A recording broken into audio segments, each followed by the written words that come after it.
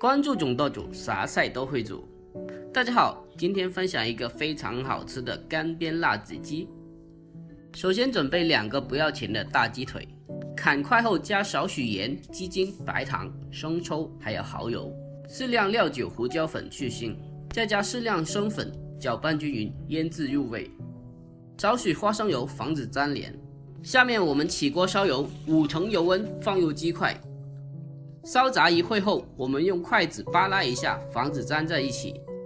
炸至微微金黄熟透后捞出，油温升至6成，重新下锅复炸一遍，复炸20秒，色泽金黄，外酥里嫩即可捞出控油。